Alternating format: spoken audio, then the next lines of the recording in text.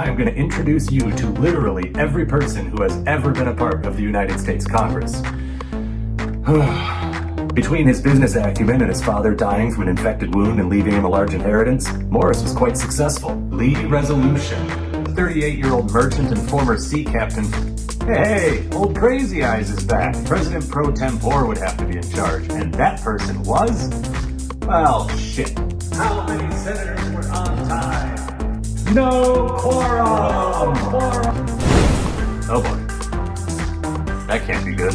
William Grayson of Virginia didn't show up at all. Of course, he was dead, so I guess that's a valid excuse. And I am not about to dig into it. Why do we even have a constitution?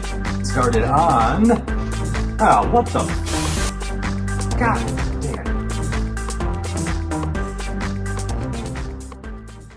March 4th, 1793, Independence Hall, Philadelphia, Pennsylvania. Not the first day of the first session of the Third Congress, but rather just a special session of the Senate called by President Washington. When we left off at the end of the Second Congress 2 days ago on March 2nd, 1793, we had 15 states, which would mean 30 senators, but of course, one of Pennsylvania's seats was vacant. As you no doubt recall, Senator William McClay's term ended at the end of the first Congress on March 3rd, 1791, and the Pennsylvania state legislature was stuck in a procedural dispute, so they didn't elect a replacement until February 28th, 1793, less than a week ago, so that guy ain't here yet. So we left off with 29 senators. 6 of them either lost or didn't run for re-election, so 23 senators are carrying over from the Second Congress to the Third. But only 18 senators were present at this special session, which is odd. The Second Congress just ended 2 days ago, and yet 5 guys were still like, nah, I'm not gonna hang around. See you in December. The senators who did bother to show up were mostly Class 1, meaning their terms started with the last Congress, so they're entering year number 3 of 6, or Class 3, meaning their terms started with the first Congress and they're entering their final 2 years now. So let's get reacquainted with some incumbents. First up, the President pro tempore, John Langdon of New Hampshire. Langdon was an original member of the Senate who was in his second run as President pro tempore, meaning it was his job to preside over the Senate when Vice President John Adams was absent. Adams had left the second session of the last Senate early due to illness, so Langdon presided over this special session. George Cabot of Massachusetts, who joined at the start of the Second Congress after defeating Founding Father Nathaniel Gorham, State Representative Charles Jarvis, and State Senator Samuel Holton. Theodore Foster of Rhode Island, or Old Crazy Eyes as I affectionately refer to him. I mean, seriously, look at that. I hope the artist didn't charge too much for that portrait. Anyway, Foster was another original member of the Senate. Sort of. Rhode Island didn't ratify the Constitution until May of 1790, so Foster didn't start his term in the Senate until June 25th. Oliver Ellsworth of Connecticut was another original member of the Senate. He was re-elected between the first and second Congresses, but we don't know who he defeated. Damn you lost election records! Roger Sherman of Connecticut was 71 years old on March 4th, 1793, which makes him the oldest member of the Third Congress. This shouldn't be surprising, since he was also the oldest member of the First and Second Congresses as well. He was an original member of the House of Representatives, but was elected to the Senate early in the Second Congress to replace William S. Johnson, who had resigned. Rufus King of New York was an original member of the Senate. Although, like Old Crazy Eyes, there's a sort of involved. New York ratified the Constitution and became a state well ahead of the start of the First Congress, but their legislature couldn't get their act together enough to elect senators until July of 1789, so King didn't start his term in the Senate until July 25th. John Rutherford of New Jersey joined the Senate at the start of the Second Congress, and I vehemently disagree with the spelling of his name, by the way. Robert Morris of Pennsylvania was another original member of the Senate. George Reed of Delaware was another original senator. John Henry of Maryland was yet another original member of the Senate. Richard Potts of Maryland. Of all the senators at this special session, Richard Potts was the newest. He had only just been elected back in January to replace Charles Carroll, who had resigned. He arrived and started his term on February 4th, 1793, exactly 1 month ago. James Monroe of Virginia joined the Senate during the first Congress, but he wasn't an original senator. He had been elected in November of 1790 to replace John Walker, who had been temporarily appointed to take the seat of William Grayson, who had died in March of 1790. John Brown of Kentucky. Like Roger Sherman earlier, Brown was an original member of the House of Representatives. He represented Virginia's 2nd District. But during the Second Congress, that district split off from Virginia and became the state of Kentucky. Brown was elected to be one of the new state's first senators. He's also a rarity in this group because he is a Class 2 senator, meaning he was just re-elected coming into this Congress. So he is on day 1 of a brand new 6-year term. John Edwards of Kentucky was the other inaugural Kentucky senator. Along with John Brown, he started his term on November 5th, 1792. Benjamin Hawkins of North Carolina. Like Rhode Island, North Carolina didn't ratify the Constitution until after the first Congress started, so Hawkins didn't start his term until January 13th, 1790. Ralph Izard of South Carolina was another original senator. And like George Cabot earlier, we don't know his birthday for sure, and that drives me nuts. More so than it probably should, but here we are. James Gunn of Georgia. Yeah, I know, this is not the same James Gunn. But you know what? There are no surviving portraits of the real James Gunn, and sometimes I just get really tired of all the unknown silhouettes. And you know what? This is my show, and I make the rules. And finally, the last senator present for the special session on March 4th, 1793 was a new guy. Samuel Livermore of New Hampshire was a member of the House of Representatives for the first and second Congresses. In his election to the Senate, he defeated incumbent Senator Payne Wingate, State Senator Nathaniel Peabody, and former Representative Abiel Foster. After the Second Congress ended 2 days ago on March 2nd, Livermore just hung around so he could join the special session of the Senate. He presented his credentials and was sworn in to start his term. A couple interesting things happened at this special session. First and foremost, the oath of office was administered to newly elected President George Washington. Also at this session, Washington nominated former Senator William Patterson to a seat on the Supreme Court. Patterson, you'll recall, was the first congressman to resign from office, which he did back in 1790 after being elected governor of New Jersey. The Senate approved him, and the one-day special session was complete. They adjourned until Monday, December 2nd, 1793, Independence Hall, Philadelphia, Pennsylvania, the first day of the first session of the Third Congress. As I mentioned at the top, Pennsylvania has elected a new senator to fill their vacant seats, so we can actually expect a full slate of 30 senators. And so... Really? Already? Turns out 2 senators didn't make it to the first session. First, on July 23rd, 1793, Roger Sherman of Connecticut died at the age of 72. On the plus side, though, his replacement was appointed right away, so we won't have a vacancy there. Second, on September 18th, 1793, George Reed of Delaware resigned. He had been appointed Chief Justice of the Delaware Supreme Court, so, good for him. His seat, however, won't be filled until February 28th, 1795, literally 4 days before the end of this Congress, so, we won't meet his replacement for a while. Okay, so we're in the same boat as before. 15 states, should be 30 senators, but there's a vacancy, only now it's Delaware instead of Pennsylvania. So, 29 senators. And that means it's time to play another exciting round of How Many Senators Were on Time? 17. 17 senators. Quorum achieved. Among these 17 senators, we have 3 of the 5 incumbents who should have been at that special session but apparently decided they had better things to do. So let's say hello again to Moses Robinson of Vermont. I don't know why Robinson wasn't at the special session. It doesn't seem like he left the Second Congress early for any reason. He was there for a vote on February 26, 1793, a week before the end of the term. Aaron Burr of New York. Like Robinson, Aaron Burr didn't leave the Second Congress early. He was getting committee assignments as late as February 27th. By the way, don't forget to go watch my Aaron Burr video. It's pretty good if I do say so myself. Pierce Butler of South Carolina. Like Burr and Robinson, Pierce Butler was still around and casting votes as late as March 2nd, the very last day of the Second Congress. And, hey, wait a minute.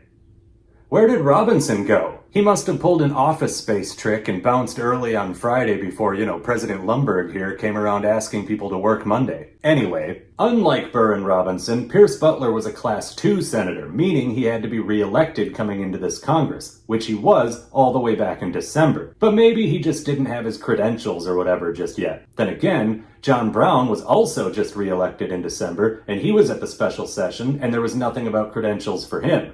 The only person who had to do that was Samuel Livermore, who had just been newly elected to his first term. Ultimately, since this is Pierce Butler we're talking about, I'm just going to assume he didn't want to hang around for 2 extra days and had to hurry up and get home to, kick puppies or something. God, I hate him so much. The remaining 4 of our 17 on-time senators were new guys, so let's say hello to... Abraham Alphonse Albert Gallatin was born in Geneva in 1761. He first moved to the United States in 1780, but he didn't take an oath of citizenship until 1785 in Virginia. Remember that detail, it'll be important in a little while. Before Congress, Gallatin had been a delegate to Pennsylvania's state constitutional conventions and a member of the Pennsylvania House of Representatives. Alexander Martin of North Carolina. Martin was a 53-year-old lawyer who was originally from Hunterdon County, New Jersey. Before Congress, Martin had been a member of the North Carolina House of Commons, a colonel in the Revolutionary War, and a member of the North Carolina State Senate. In 1781, he became the acting governor of North Carolina after the actual governor, Thomas Burke, was kidnapped by the British. In early 1782, Burke escaped from the British and returned to his office, but decided not to run for another term. Probably didn't want to get kidnapped again. So Martin was elected and ended up serving 2 non-consecutive terms as governor. Hey, remember John Sevier?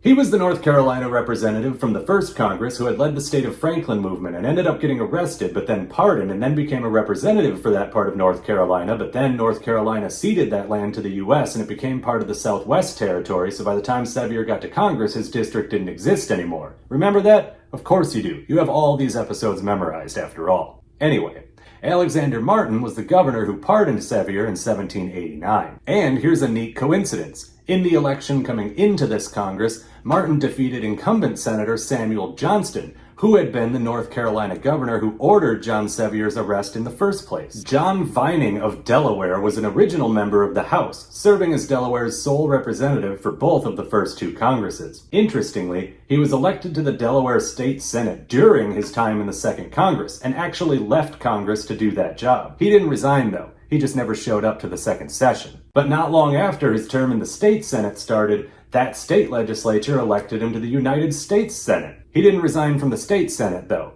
He just left for Philadelphia, and his term quietly ended in January of 1794. And our last senator to show up on time was Stephen Mix Mitchell of Connecticut, a 49-year-old lawyer from Wethersfield. Before Congress, he had been a member of the State House of Representatives, the Continental Congress, and the Connecticut Council of Assistants. He had also been a delegate to Connecticut's Constitutional Convention in 1788. Mitchell had actually been elected to the House of Representatives coming into this Congress, but after the death of Roger Sherman, Connecticut Governor Samuel Huntington appointed him to the vacant Senate seat. All right, so the third Congress is underway. 17 of our 29 senators are present. We have a quorum. Let's roll. On December 5th, 1793, only 3 days late, Frederick Frelinghuysen of New Jersey arrived. Frelinghuysen was a 40-year-old lawyer from Somerville. He had been a member of New Jersey's Provincial Congress and a militia captain during the war. He had also been a member of the Continental Congress, the New Jersey General Assembly, the New Jersey Constitutional Convention, and the New Jersey State Senate. And by the way, if Frederick Frelinghuysen's name rings a bell, it's because his great-great-great-great-grandson was a congressman as recently as 2019. On December 9th, 1793, only a week late, Stephen R. Bradley of Vermont arrived. Bradley was another incumbent senator, so he should have been at the special session but wasn't. However, the last vote he was present for at the end of the Second Congress was on February 23rd, and we know from earlier that there were other votes happening all the way up to the final day. So Bradley must have left early. Usually that sort of thing is recorded in the journals, since senators and representatives have to request permission to ditch work, but for some reason, it wasn't. The next 2 arrivals were Caleb Strong of Massachusetts on December 11th and John Taylor of Virginia on December 13th. Strong and Taylor were incumbents who had just been re-elected. They are the other 2 senators who should have been at the special session back in March but did not attend. Come to think of it though, both guys are listed as being re-elected simply in 1793. So it's possible that maybe they just hadn't been re-elected yet. Elections took place after March 4th all the time back then. Pierce Butler, though, still no excuse.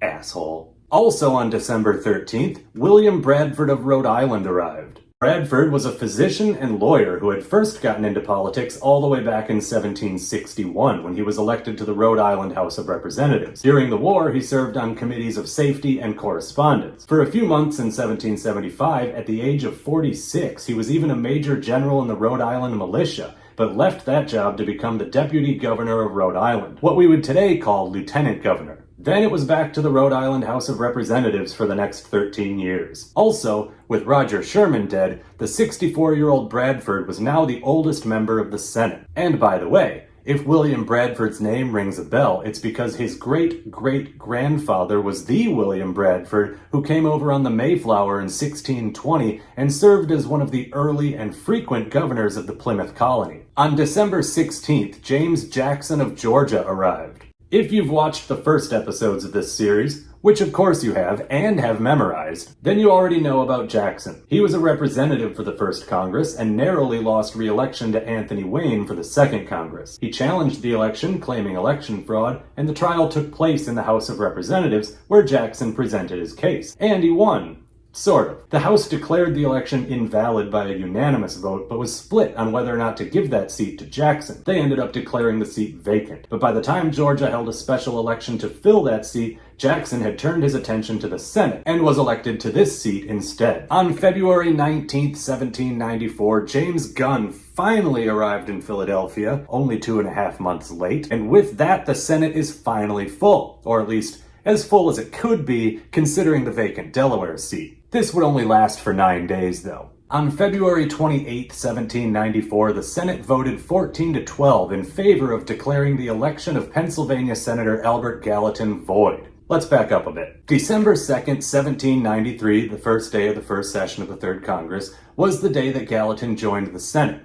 It was also the day that a petition was filed by 19 Pennsylvania Federalists, led by a man called Conrad Laub, objecting to Gallatin's election. They claimed that Gallatin had not only not been a citizen for the constitutionally required 9 years, but that he had never become a citizen at all. On December 11th, a committee was formed to look into it. On December 31st, John Rutherford reported that the committee had found that indeed Gallatin had not been a citizen for the required 9 years. On January 10th, 1794, the Senate formed a committee of elections to hold a proper investigation, interview witnesses under oath, review evidence, etc., etc.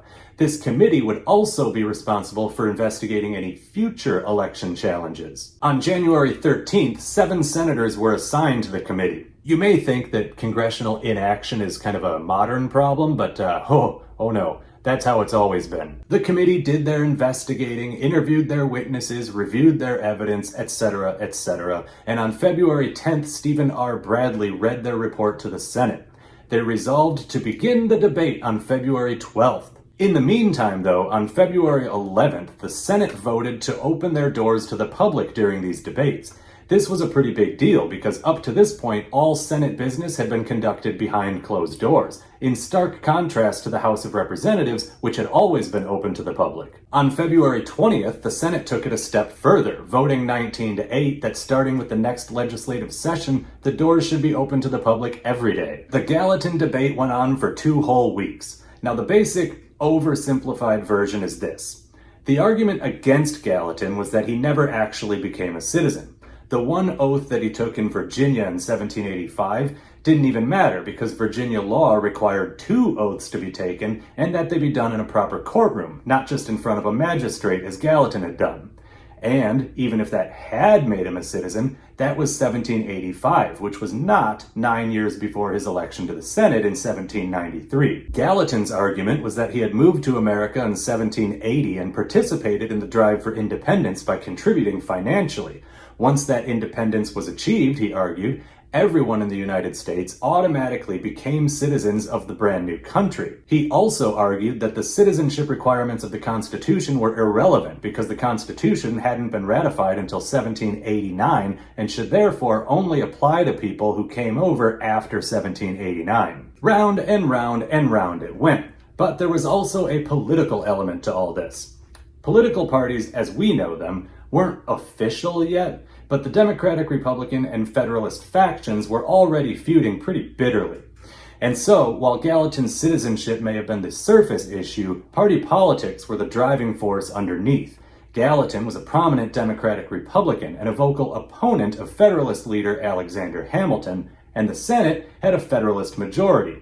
A slim majority, but a majority. And so, unsurprisingly, the Senate sided with the petitioners, and on February 28, 1794, they voted along factional lines 14-12 to declare Gallatin's election void.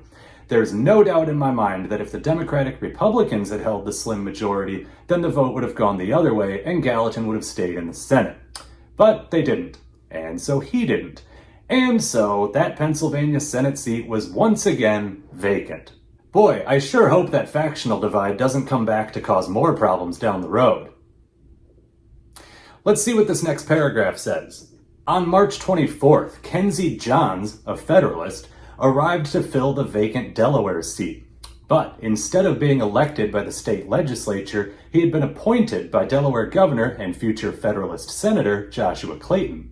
The Democratic Republicans, still pissed off about Gallatin, seized the opportunity for revenge and challenged Johns' credentials, automatically referring the issue to that brand new Committee of Elections. So what had happened was, after George Reed resigned, the Delaware state legislature deadlocked on a replacement and adjourned without electing one. So Governor Clayton appointed Johns. According to the committee's final report, since a legislative session had taken place before the governor appointed Johns, it was the legislature's job, and only their job, to elect a replacement. It was the sort of technicality that would probably be ignored most of the time, but the Democratic Republicans really wanted to get back at the Federalists, and they were technically correct. The Constitution only allows governors to appoint replacements in the Senate if the resignation happens while the legislature is in recess, and if the governor's appointment happens before the next legislative session. Some Federalist senators still resisted, but on March 28, 1794, the final vote was 20-7 denying Kenzie Johns a seat in the Senate.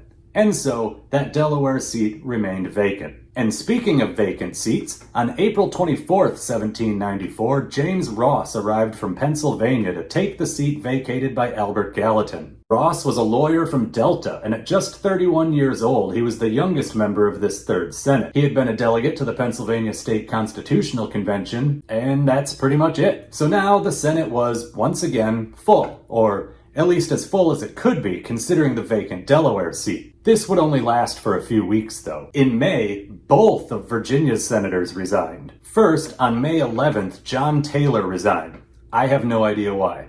But don't worry, we'll hear from him again. He'll be back in the Senate in 1803.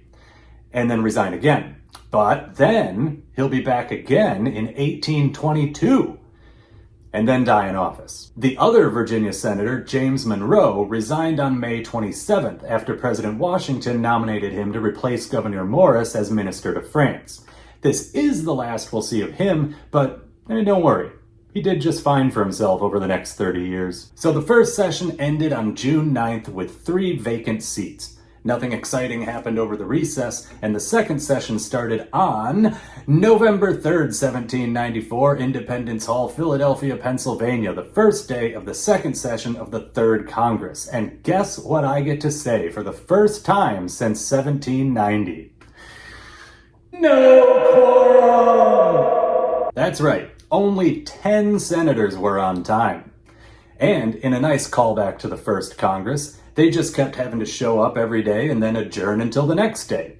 This went on for 2 whole weeks until Aaron Burr finally arrived on November 18th. Quorum achieved. On December 29th, 1794, Henry Tazewell arrived from Virginia. Tazewell was a 41-year-old lawyer from Brunswick County who was elected in November to replace John Taylor. Before Congress, Tazewell had fought in the Revolutionary War and served in the Virginia House of Burgesses. He was also a delegate to 2 state constitutional conventions and a member of the Virginia General Assembly. From there, he was appointed to the Virginia Supreme Court, serving as its Chief Justice for 4 years. Tazewell must have made an impression in his first 2 months. On February 20th, 1795, the Senate had to elect another president pro tempore when Vice President Adams bailed early again.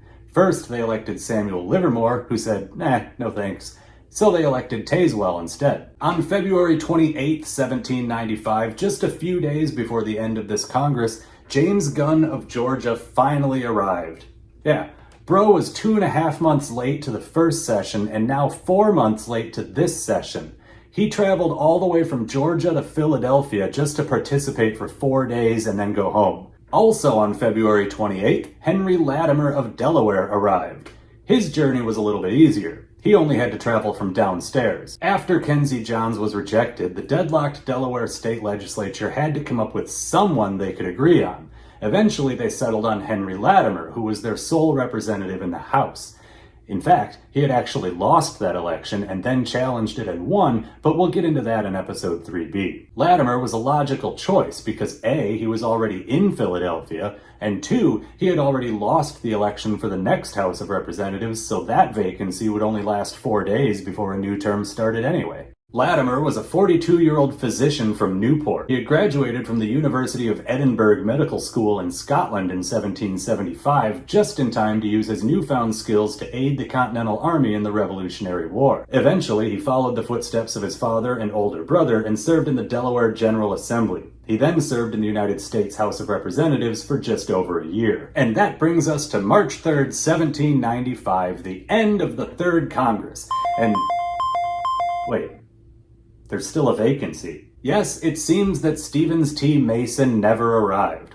He had been elected at the same time as Henry Tazewell back in November of 1794, but while Tazewell arrived on December 29th, Mason just never showed up. Or, if he did, then A, the Journal of the Senate forgot to record it, which would be really unusual, and 2, he didn't participate in a single vote, which would be extremely unlikely. The next Congress starts with another special session, this time in June, and Mason is there for that. So my theory is that he just had too much going on to, just up and leave right away, and so he didn't get to Philadelphia until after March 3rd. I like to picture him arriving on March 4th, and it going something like this. I'm here.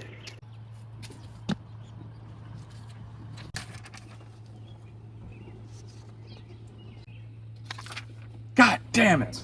And so, another Congress done, and now it's time for election season. 10 of our 29 senators are up for re-election, but before we see how they do, let's have a recap of those we lost along the way. Roger Sherman of Connecticut died at the age of 72 on July 23, 1793. Several of his grandsons became congressmen. Roger Sherman Baldwin became a senator from Connecticut. Ebenezer Rockwood Hoar became a representative from Massachusetts. William Maxwell Evarts became a senator from New York. And George Frisbee Hoar became both a representative and a senator from Massachusetts. But that's not all. He had great-grandsons who became congressmen too. Sherman Hoar and Rockwood Hoar both became representatives from Massachusetts. But there's still more. His great-great-grandson, Henry Sherman Boutell, became a representative from Illinois. And, for all you Watergate fans out there, the special prosecutor, Archibald Cox, was Roger Sherman's great-great-great-grandson. Sherman also has 2 towns named after him in Connecticut and New York, and also a street in downtown Madison, Wisconsin. Someone should make a video about those streets. George Reed of Delaware resigned on September 18, 1793, after being appointed Chief Justice of the Delaware Supreme Court. He held this post until he died on September 21, 1798. None of his descendants became congressmen, but his great-granddaughter did marry Benjamin Kendrick Pierce, brother of President Franklin Pierce. So, that's neat. Albert Gallatin of Pennsylvania left the Senate after his seat was declared vacant. But this was not the end of the road for him. The political aspect of his removal from the Senate actually made him something of a hero to the Democratic Republicans, and it boosted his career. He'll return to Congress as a representative in 1795, so we'll hear from him again soon. John Taylor of Virginia resigned May 11, 1794 for unknown reasons. But it's not the end of him either. He He served in the Virginia House of Delegates while he was away, but then came back to the Senate in 1803. And finally, James Monroe of Virginia resigned May 27, 1794, after being appointed minister to France. After a couple of years, though, President Washington changed his mind and recalled Monroe in 1796. Monroe went on to serve as governor of Virginia and then minister to the United Kingdom. After that, he retired to private life for a little while, but politics was just in his blood. He did another term in the Virginia House of Burgesses, then he was governor of Virginia again, but only held that office for 4 months before President James Madison appointed him Secretary of State. For a brief period during that time, he was simultaneously the acting Secretary of War as well. After that, he was elected President of the United States and served 2 terms before finally retiring to his home in Virginia. He died on July 4th, 1831. And so, here we are, election season.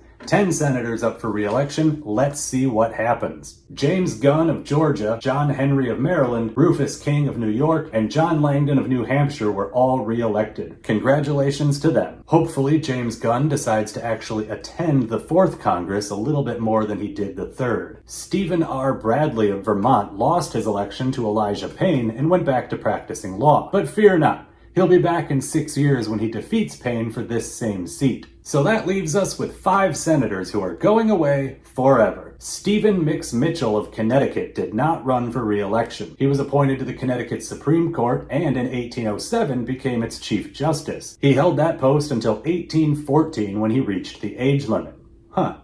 Imagine that. A Supreme Court with an age limit. What a concept. Mitchell lived another 21 years after that, finally dying on September 30th, 1835 at the age of 91. John Edwards of Kentucky did not run for re-election. Instead, he returned to state-level politics, serving in the Kentucky State House of Representatives and the state Senate. After that, he retired to private life, and it was a long retirement, too. He didn't die until sometime in 1837. Ralph Izard of South Carolina did not run for re-election. He retired to private life and died near Charleston on May 30th, 1804. Benjamin Hawkins of North Carolina did not run for re-election. After Congress in 1796, President Washington appointed him General Superintendent of Indian Affairs, and he held that post for 20 years until his death on June 6, 1816. And finally, Robert Morris of Pennsylvania did not run for re-election. He went to prison instead, specifically debtor's prison. So, lots of people got into land speculation in the 1780s and 1790s, and Morris was no exception. But land speculation only works if you develop the land in order to turn a profit, allowing you to pay off your creditors and investors and start making money yourself. Morris didn't do that. He just kept forming new land companies and finding new investors and then buying more land. By the time he left the Senate, he owed a lot of money to a lot of people. And I mean a lot of money. We're talking $3 million. $3,017,90s. That's $72.6 million today. At first, Morris tried hiding from his creditors at his country estate in eastern Pennsylvania, but they eventually caught up to him, and in February of 1798, he went to debtor's prison. A couple years later, Congress passed the Bankruptcy Act of 1800, which didn't do much for anyone and was repealed within 3 years, but for the brief time that it was on the books, it did help one person, Robert Morris. He was able to declare bankruptcy and got out of debtor's prison in August of 1801. He lived his final years on a meager annual stipend that his good friend Gouverneur Morris had managed to set up for him, and Robert Morris died on May 8, 1806. His son, Thomas Morris, became a representative from New York. And that's it. But before we go, let's update the numbers. The 3rd Senate had 30 seats held by 34 senators. 11 of them were new to the Senate, which means we've now met 50 senators. Subtracting the 4 who were former representatives, that means we can add 30 to the overall total, meaning we've now met 165 congressmen. As for deaths and resignations, the 3rd Senate had 1 death and 3 resignations. So we're up to a total of 2 deaths and 7 resignations for the Senate, 3 deaths, 9 resignations for Congress overall. Thank you so much for watching. Like, subscribe, comment, you know the drill by now. Follow me on Twitter while it's still a thing, and I'll be back soon with the House of Representatives half of this episode. Till then, I am the Congressman, and I will see you later.